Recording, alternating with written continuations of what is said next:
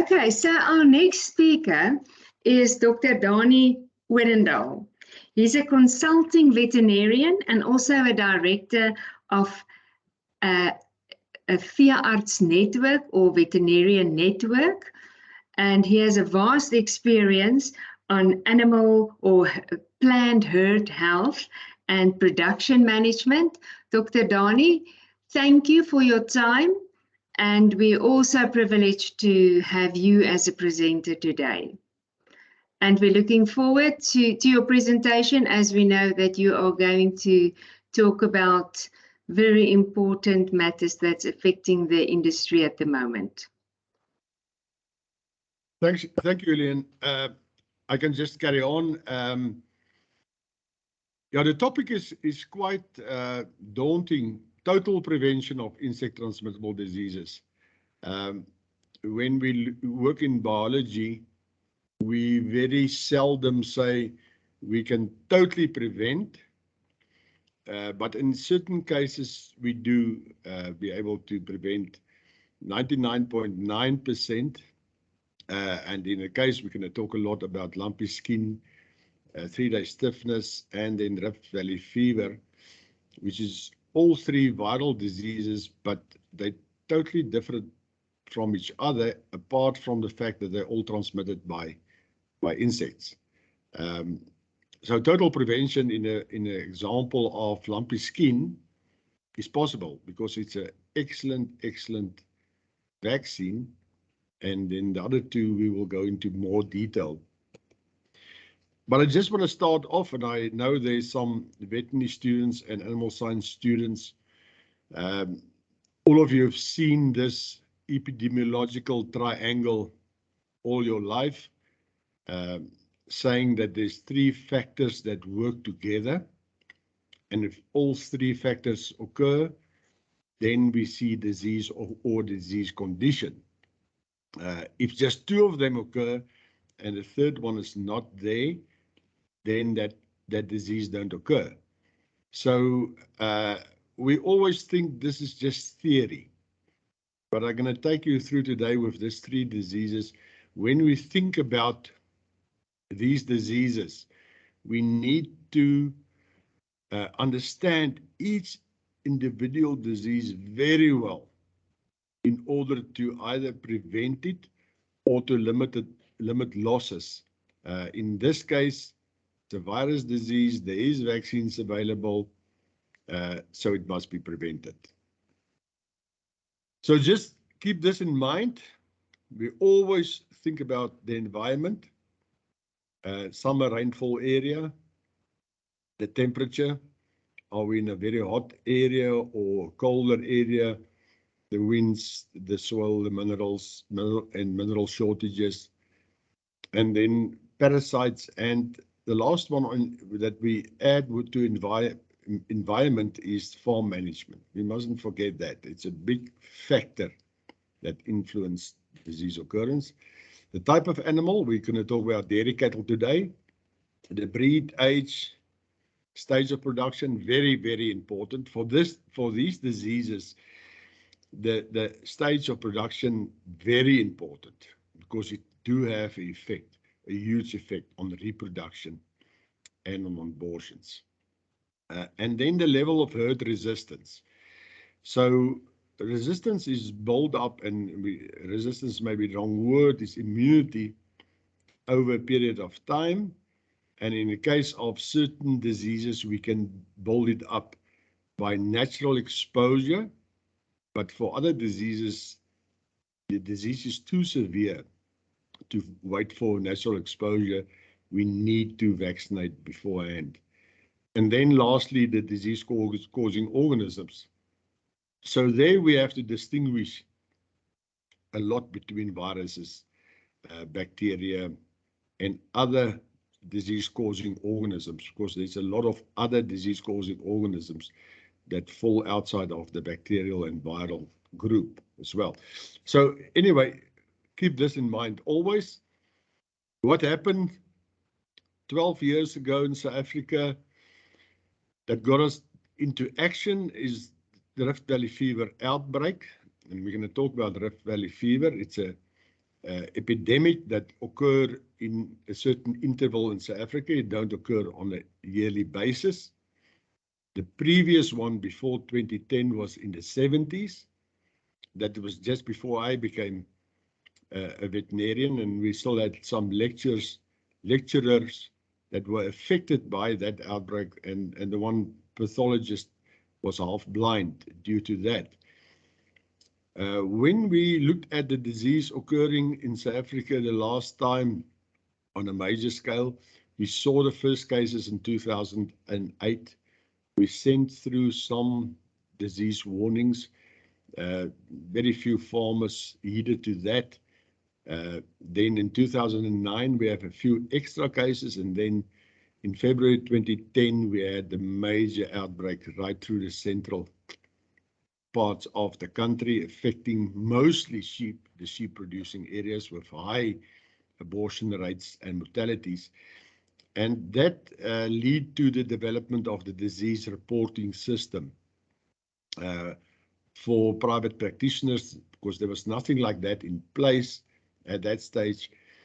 In South Africa, we still have a very high number, more than 200 private veterinary practices through South Africa. If you look at the borders north of us, it's a total different situation. You won't find this in many other countries north of us, where we have this number of private practices that is sustainable practices, and they can provide an incredible service on a daily basis on clinical disease. So a biggest part of their work is emergency clinical disease management. They do a lot of reproduction work, and all that we added to that was to take the observations that they make on a daily basis.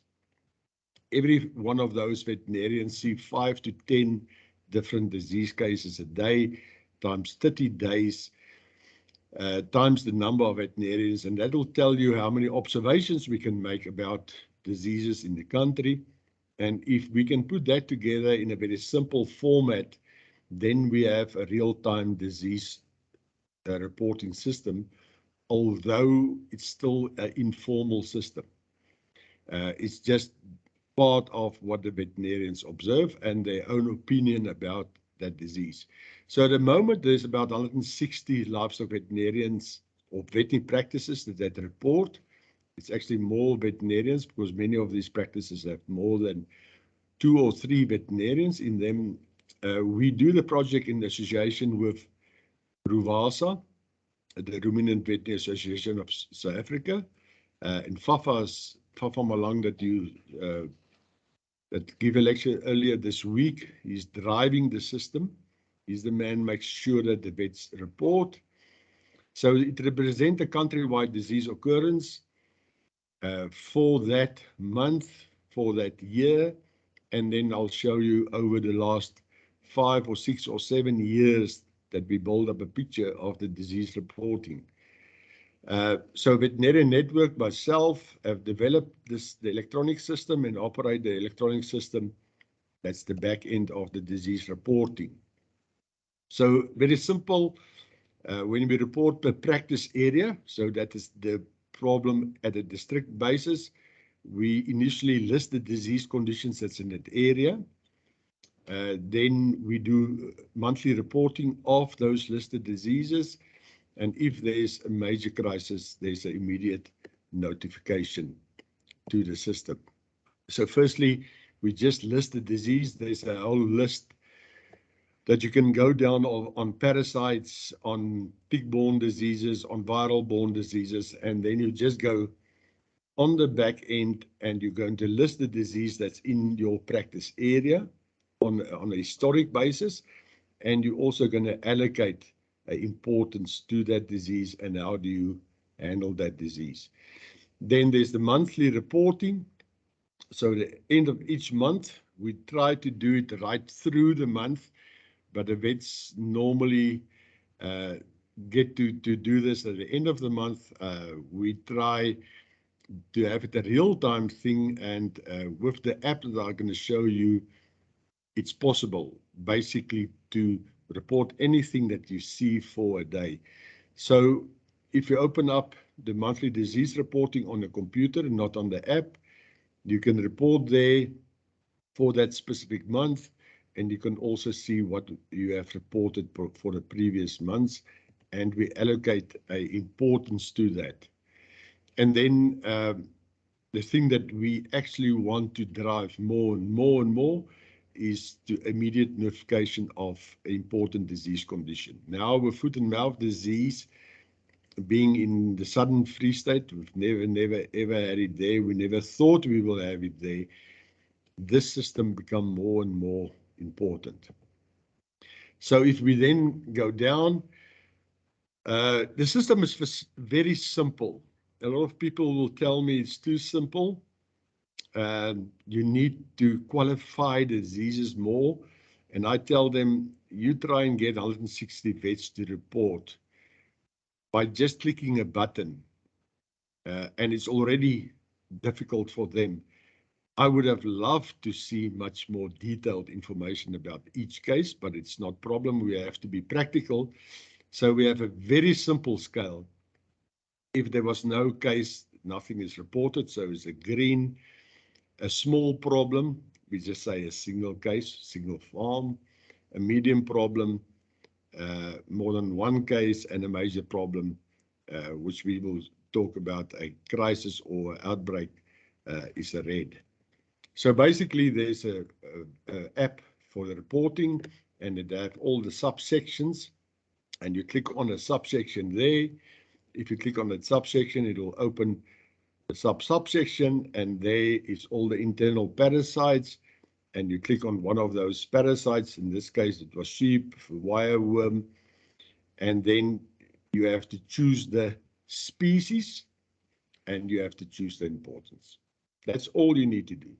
You have to click one button and say, for this month, for wireworm, we have a medium problem for wireworm in my specific area, and then there's a block if you want to add some comment to get a better understanding of that problem.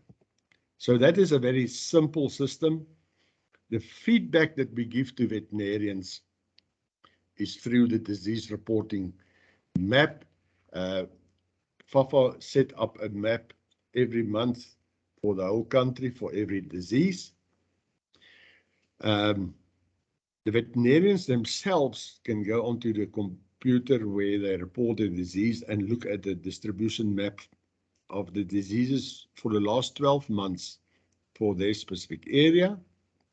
And then we use this for targeted veterinary extension and or for setting up the disease control programs for our farmers.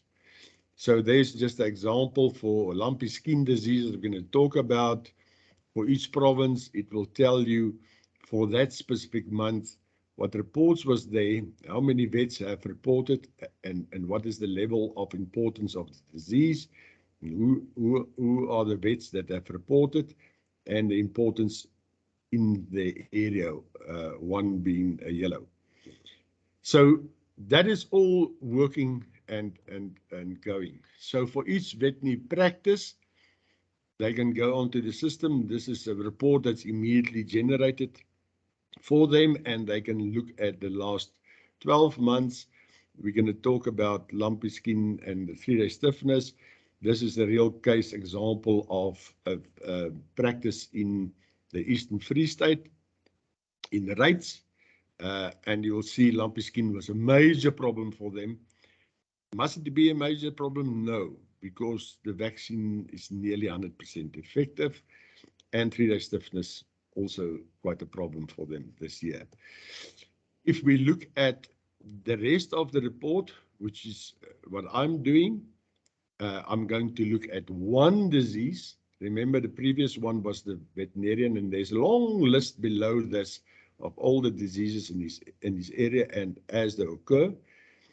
If we look at one disease and we look at certain provinces, and I took out this province because it's quite different from others, and that is a lumpy skin disease. You will see the pattern in the Western Cape, which especially the dairy areas is a winter rainfall area. The season for these diseases is a little bit different. They start already in July, going to November, whereas in the other areas, I'll show you in the next map, it's basically a disease of midsummer and autumn. So if we look at the Free State, and this is for beef cattle, 3-day stiffness, that the previous one was lumpy skin, and we just see what was happening. And this year it was even worse. There's some years that's dry with less problems.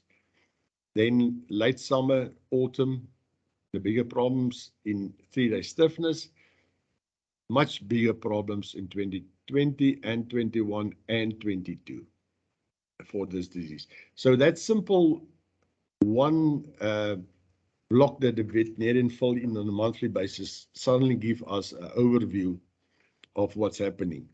So let's come back to what we're talking about today. And we're talking about the 3 diseases.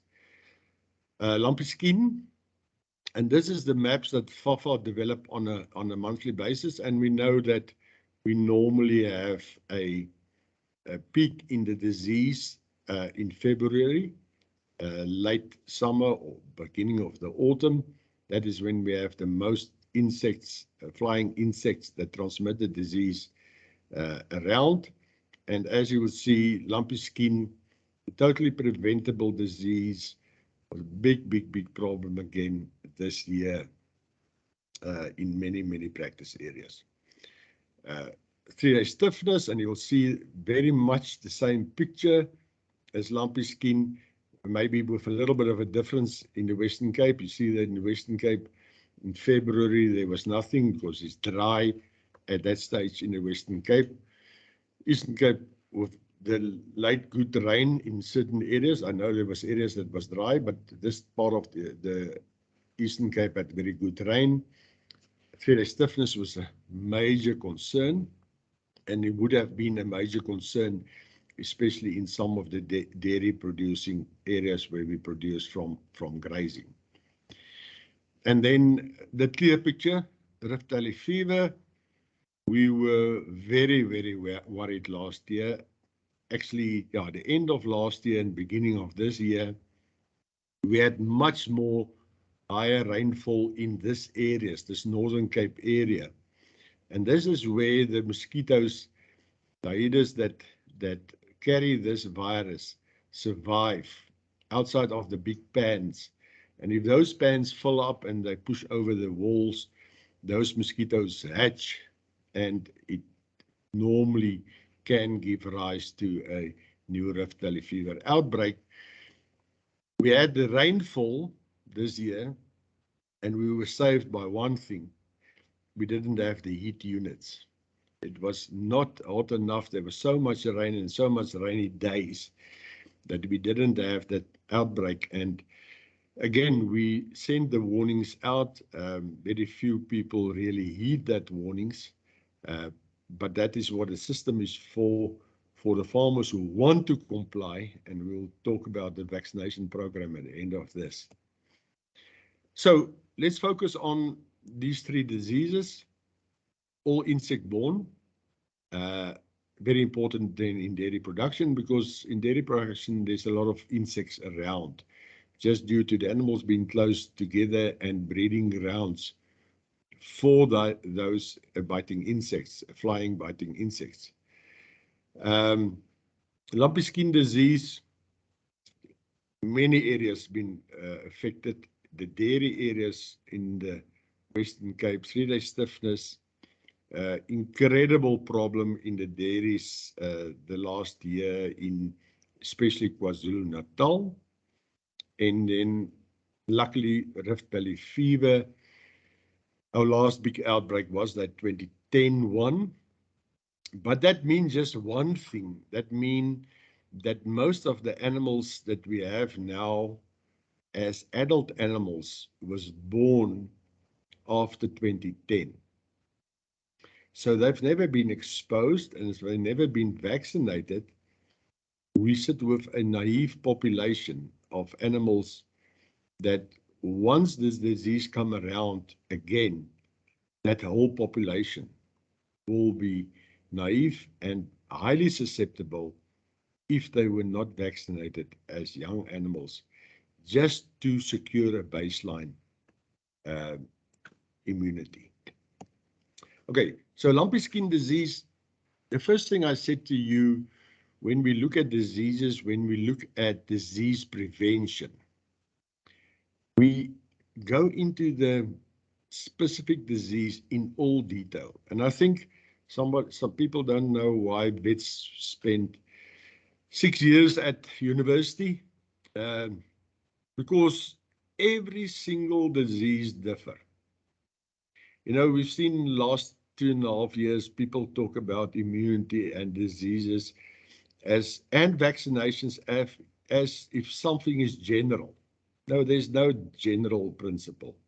Every disease, you have to understand the virus. In this case, the pox virus. That means it's a very big virus, a very stable virus.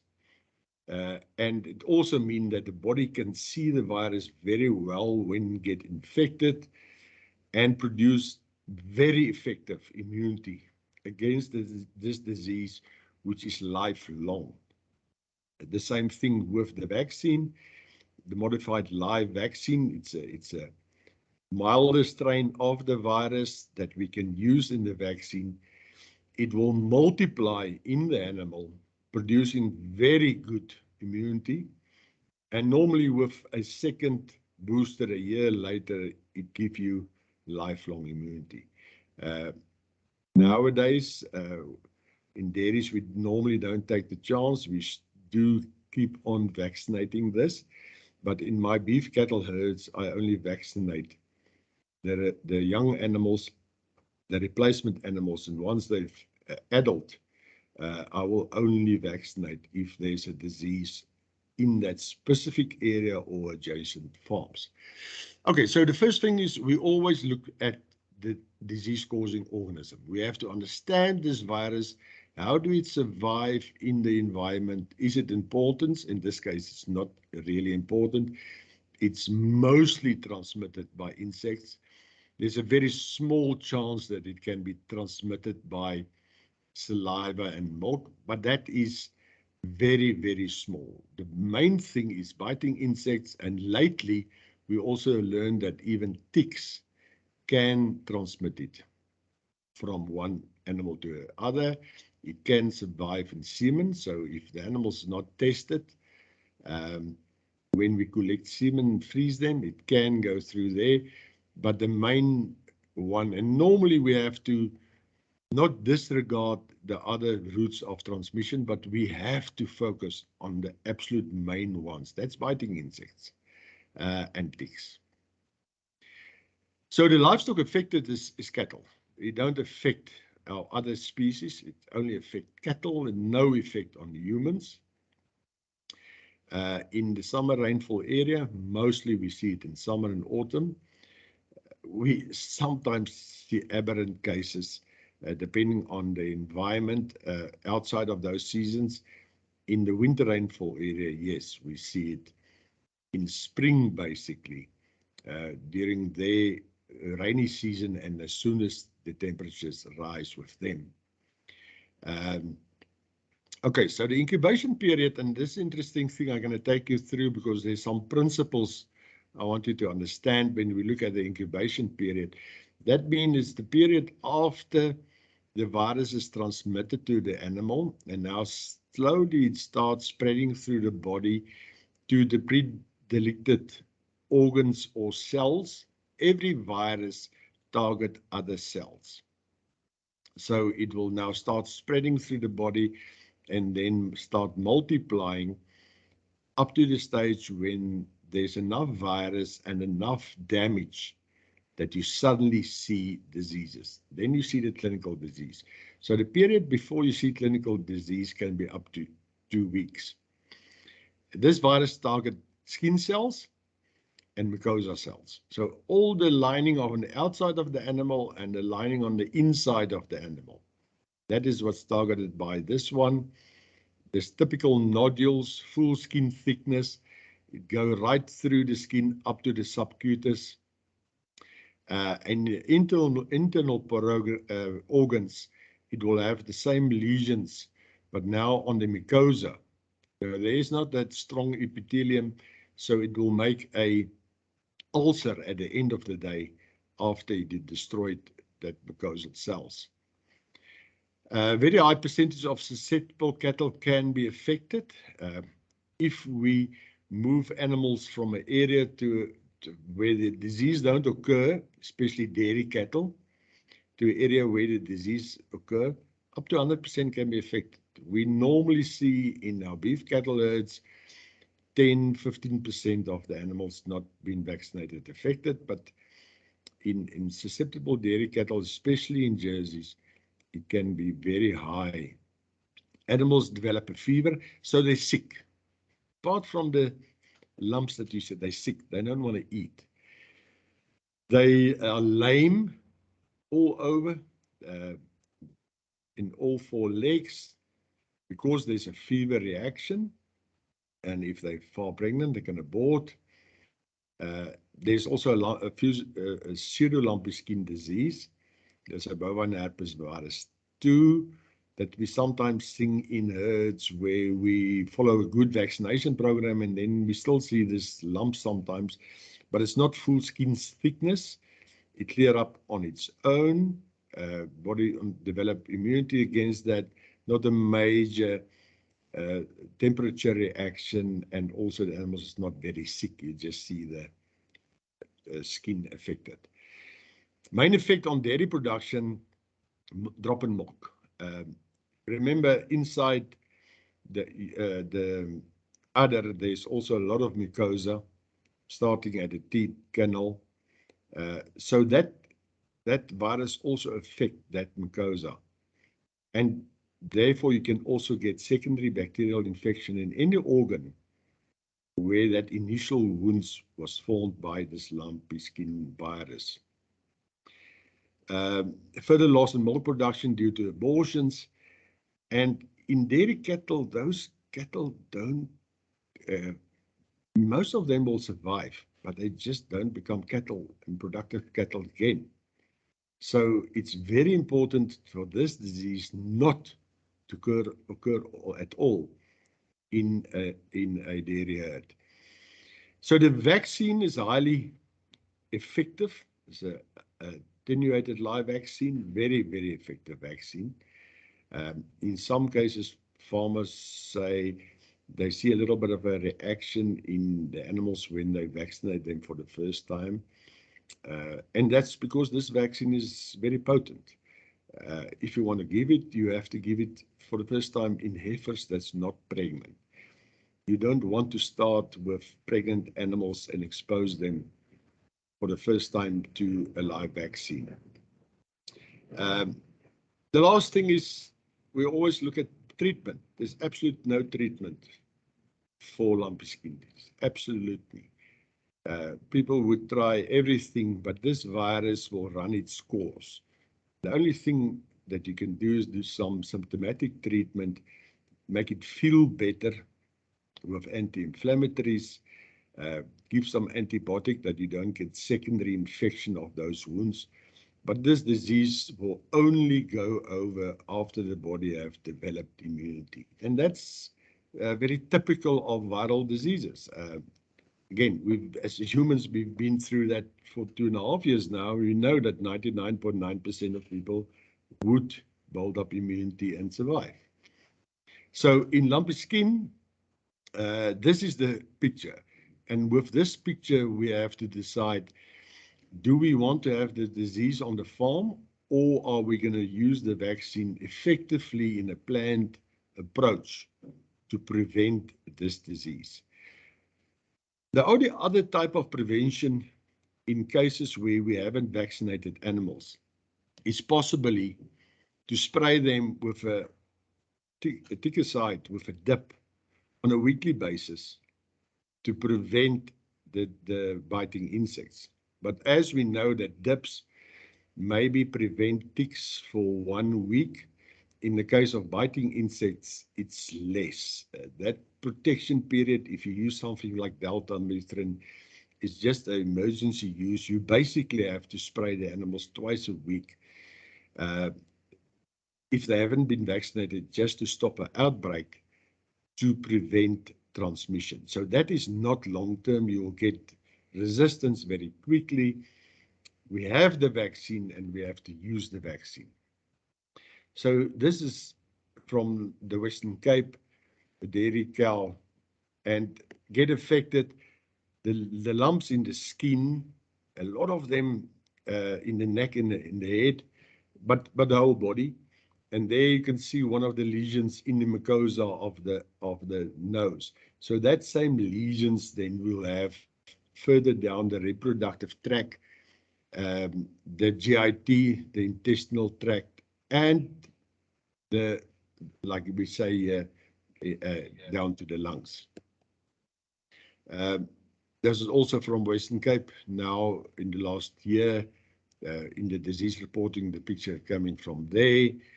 Animal lose a lot of weight very quickly. And that animal was slaughtered, that specific one. And here you can see the lesions going right through the skin up to the subcutis underneath. And affecting the animal, very, very sick. If we open up the lungs, and in this case specifically the trachea, there we see the circumscribed lesions. And this part of the mucosa will now also die off if the animal survive it, and that is then a chance for the bacteria to get a hold and cause secondary infection. So when we look at the disease, we look at the organism, we look at the transmission. Is there a way that we can stop that? In this case, no ways. We look at the disease development. The disease development, this one is 2 weeks. It's one of the typical diseases that, in actual fact, the body is just ready to protect the animal of its own immunity, but a disease wins. Because remember, always when we look at diseases, it's a race between the virus, the division of the virus, and the damage it caused, and on the other side, the body's immune reaction. Because the immune reaction in a naive animal also takes 2 weeks before it has produced protective immunity. So this is the example I always use, lumpy skin. The period in which the disease develops and the period in which immunity develops is more or less the same.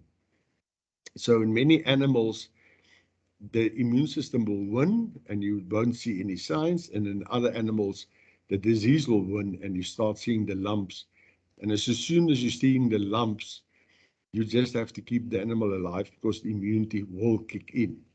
But like I said, all of that can be prevented by the vaccination in this case, which is nearly 100% effective.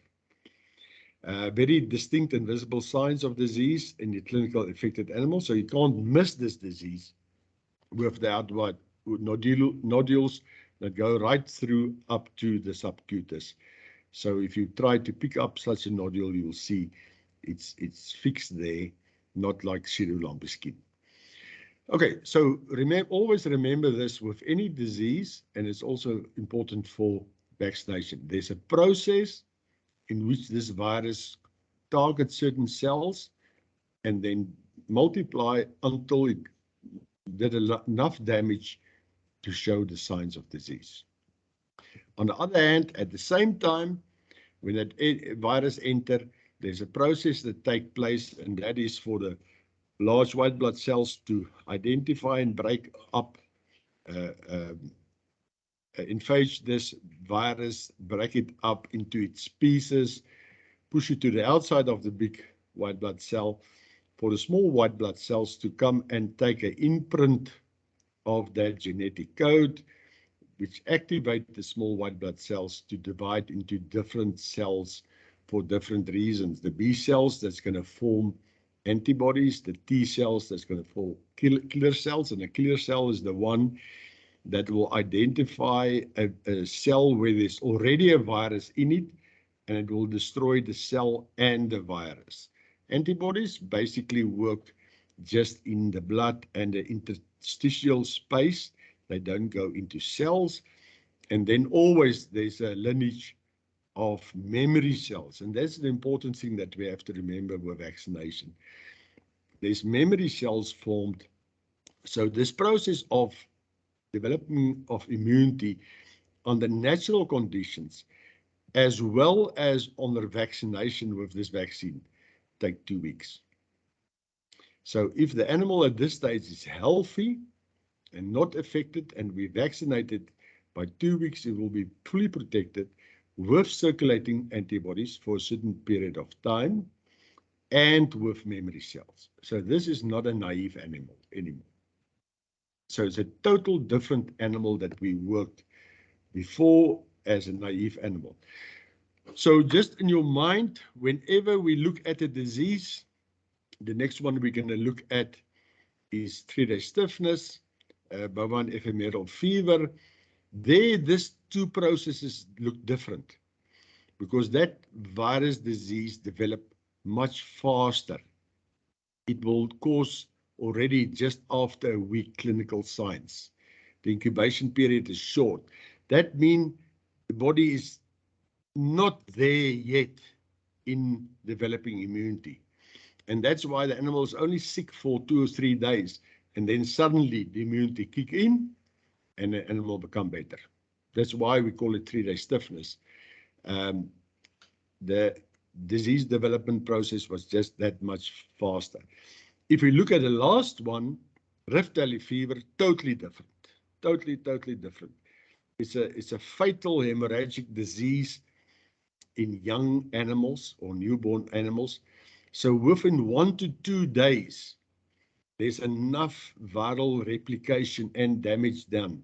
It will kill the animal long before the immunity can do anything about that disease.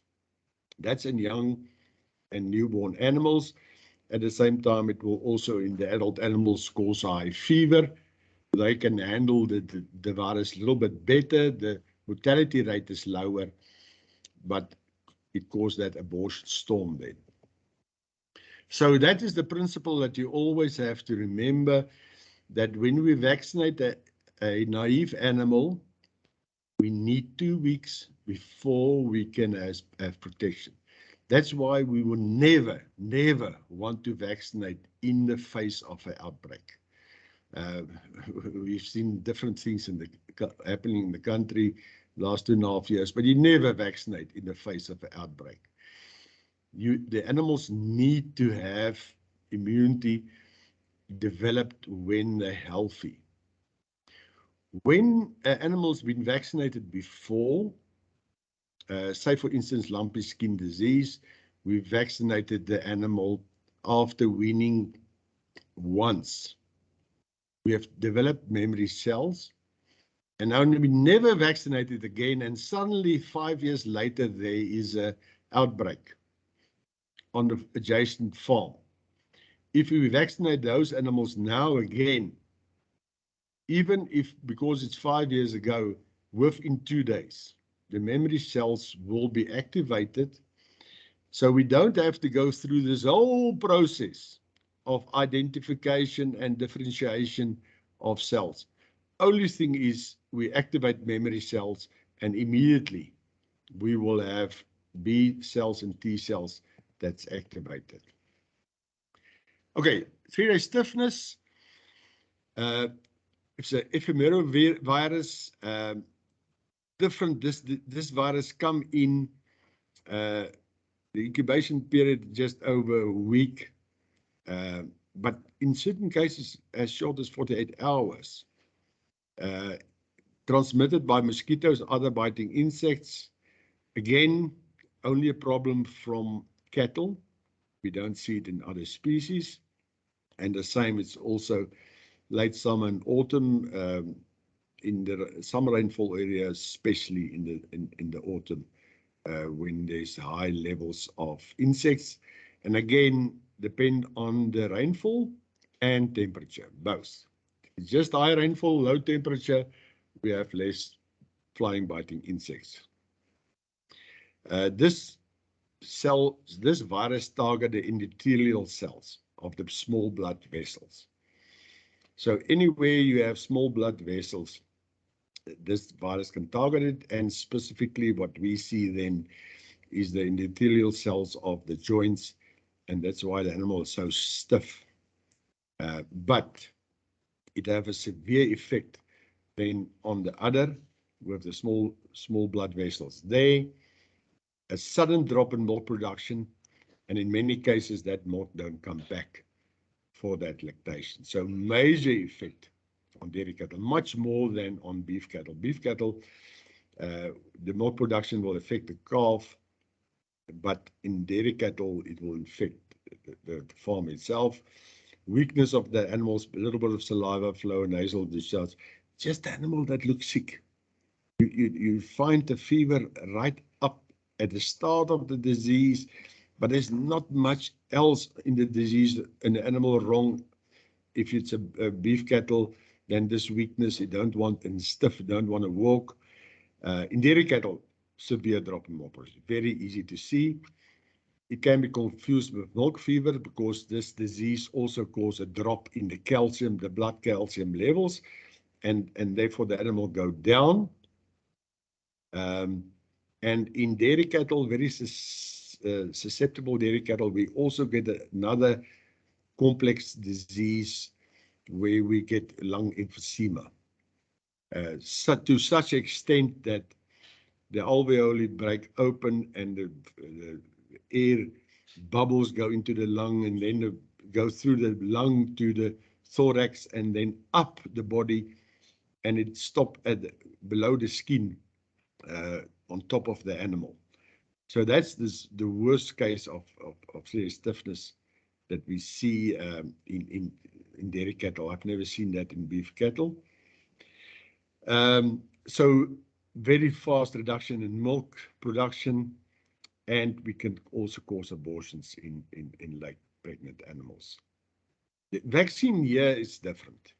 In this case, we've never been able to produce a vaccine that stimulate the immunity in the same level as natural stimulation. So there was a large improvement in this vaccine in the last 2 years that's now available and registered through Design Biologics. And this specific vaccine still need to be vaccinated twice when you vaccinate for the first time, especially in heifers. So it's not a vaccine that elicits very good response from the body, and you have to understand it. You have to understand where this fit into your vaccination program. I know that people that have vaccinated last year and not sure about the booster vaccination at the first vaccination still had problems. But remember, there's a few other viral diseases that can also cause disease and some stiffness, like blue tongue, which normally don't affect our cattle visually, clinically. But remember, cattle do get infected with blue tongue and they develop immunity. The vaccine availability was a problem before, now that's sorted out. And again, like the other virus diseases, there's no primary treatment. There's no product that kills viruses. So the only thing that we can do is symptomatic treatment, anti-inflammatories, calcium, especially in dairy cows that went down, and then to protect the lungs from secondary infection through antibiotics. So, yeah, animals just off. It's stuff in all the legs. Yeah, and to me, the one thing I always look at around the eye, there's a little bit of excretion, and then you have the puffy eyes underneath, and you have the stare in the eyes, like she's just not interested in life, and 3 days later she's better. So Rift Valley fever, this is a flavivirus, and this means it's an acute viral hemorrhagic fever. So this virus is not like the previous two. This virus is a severe virus. It affects beef cattle, dairy cattle, sheep, goats. So it affects all ruminant species, transmitted by specific Aedes mosquitoes. Like I say, in the Northern Cape, and in Free State, those areas where these mosquitoes breed in those pans is where they maintained. We don't know how it's maintained in cycles where it don't happen for 10 years, any outbreak. Also summer, autumn thing when we have a peak, but it can start in spring already. If the previous year was a good year. And so this year we're very worried about Rift Valley fever. If we have the same weather pattern, but just warmer days, Rift Valley fever is going to be a high risk, and we have to be prepared for that. Difference here is the incubation period is as short as 12 hours in newborn lambs.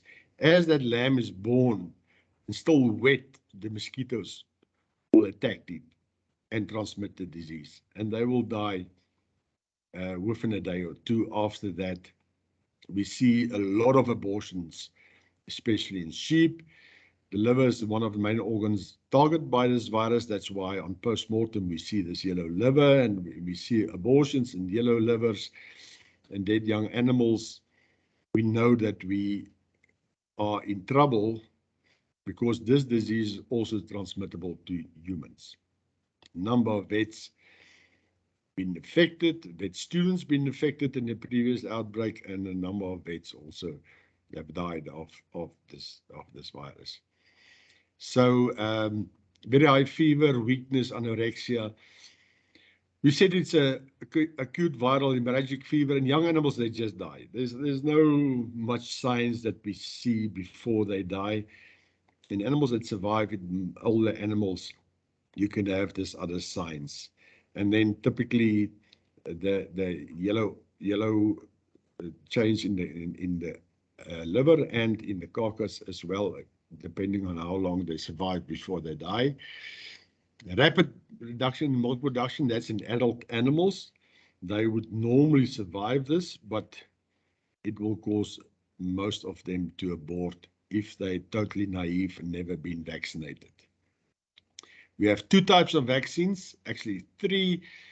We have our attenuated live vaccine, which we can only give in non-pregnant animals, give a very good baseline immunity. We now have a new strain of live vaccine that can be given in pregnant animals. And then we have the inactivated vaccine that we normally use as the booster, and it's also safe to use in pregnant animals. But there's just one principle here, and that is that any replacement animal that's kept on a farm, either beef cattle, dairy cattle, sheep or goats, need to have the live vaccine once in their life early on, just to make sure that we don't sit with a total naive, susceptible population in South Africa. That is when outbreaks occur. Like with the other viruses, no primary treatment, symptomatic treatment available, but that will be liver support. So this is the three diseases in dairy cattle, all three of importance. All three need to be prevented. It's virus diseases through vaccination. We do have vaccinations for that. This was some action plan I set up for Milk SA some years ago, and say the first two we have to know and create more awareness about, because farmers, and I've shown you on the disease reports, still see lots of lumpy skin, 3-day stiffness, and don't take it serious enough. And then lastly, on Rift Valley fever, there we have to understand that when a big outbreak comes along, it's going to affect us like 12 years ago. The dairy industry was to a large extent spared. We didn't see the disease going down to the coastal areas of the Western Cape and the Eastern Cape. It was inland, so they were spared to a very large extent.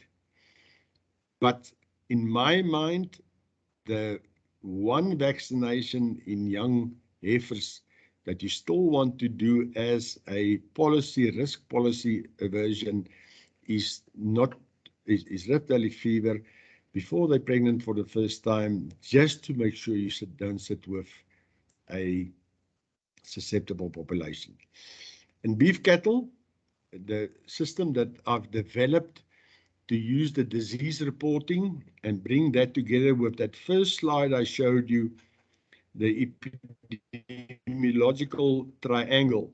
In the background, we have the environment, the 4 seasons, winter, spring, summer, and autumn.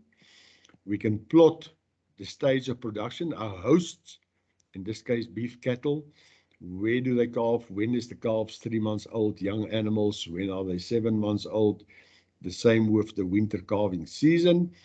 And then we can use our disease reporting to plot diseases for our specific practice area, to be able to discuss this with farmers and say, here's the crisis, but this is where we do the vaccination. We can't do the vaccination there. This is where we do the vaccination.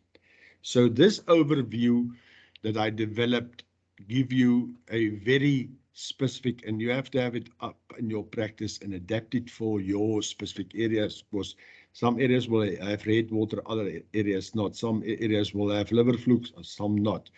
So this thing can be adapted for a specific practice area. Like we said, remember in the Western Cape, the season there is a little bit different. And if we look at setting up a vaccination program for dairy cattle that are more on grazing and calving in a concentrated period during the year. Some people start calving in July, other ones starting calving in September. The way in which we set up a vaccination program, we always look at the different age groups on the left-hand side and the 12 months period, and then inside the stage of production or age.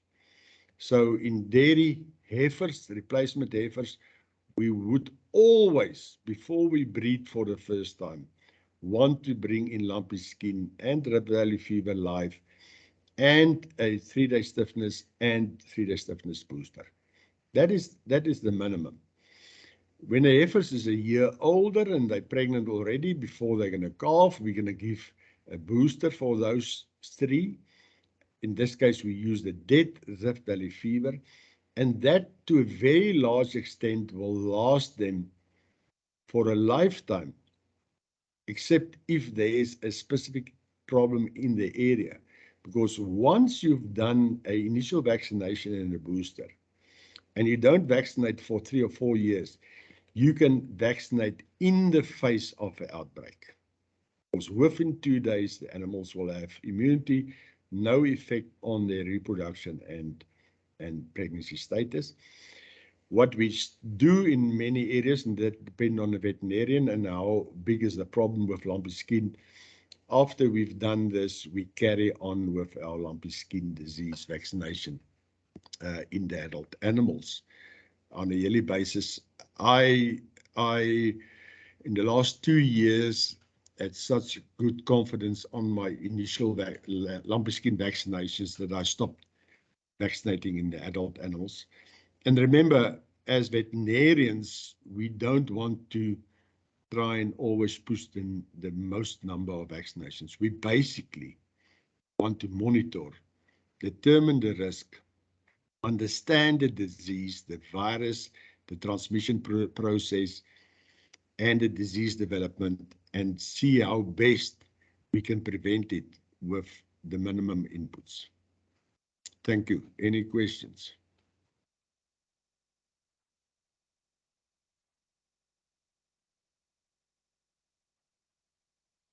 Eliane? Okay. Just a second, we've got one question here. Good morning, doctor. Do you know if there's any research done on the role of wildlife in the transmission of lumpy skin disease? And are some species considered as maintenance hosts? Yeah, in the case of lumpy skin disease, we don't have a long-term carrier status.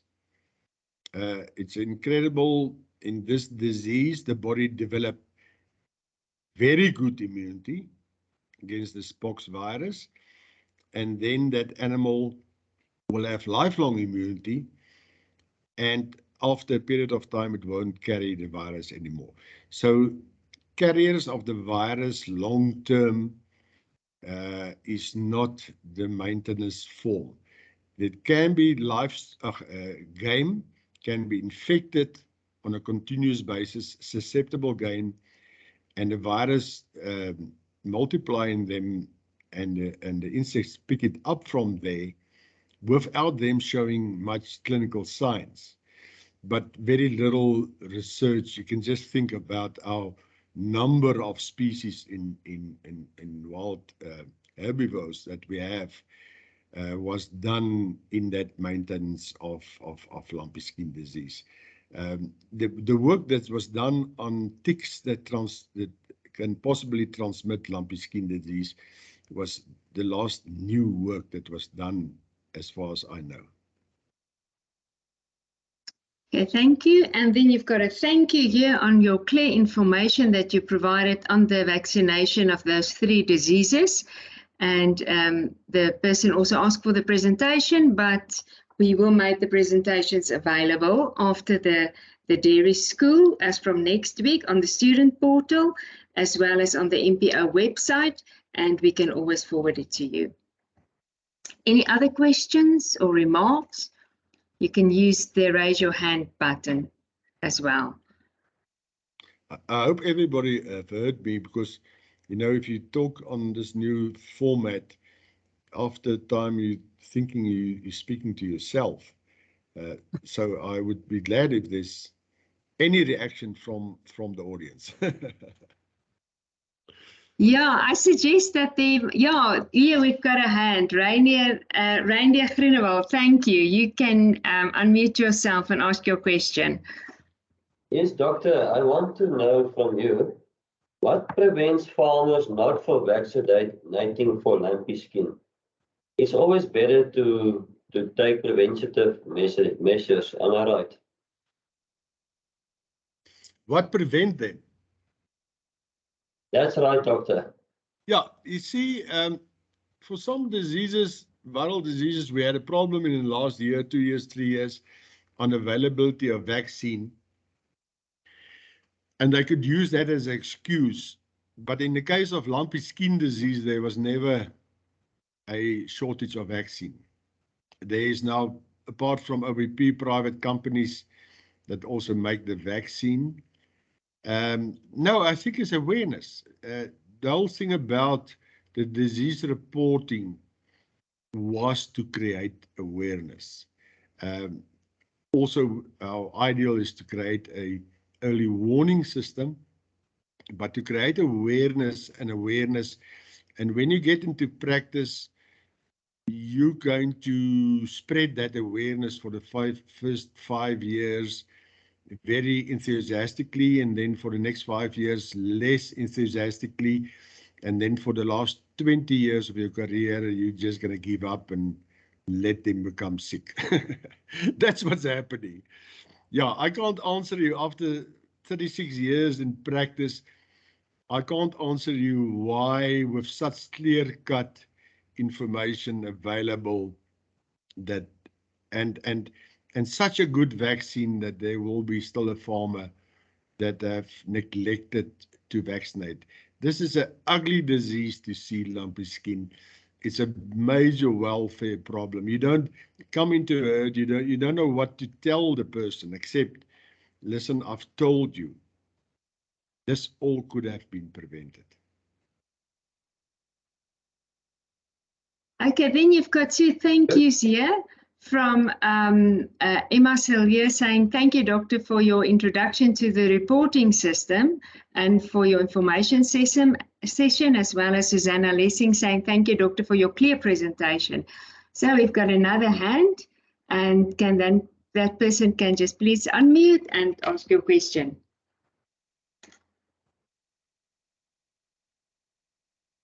Oh, sorry, that hand is still Reindeer's hand. Any other question? But thanks a lot. It was a pleasure for me to speak to the new generation. And yeah, at any time, I've spent a lot of time in the thoughts and methodology of disease prevention. So I'm open for you to contact me. And if there's somebody that's really interested in plant health, then do contact me. Thanks.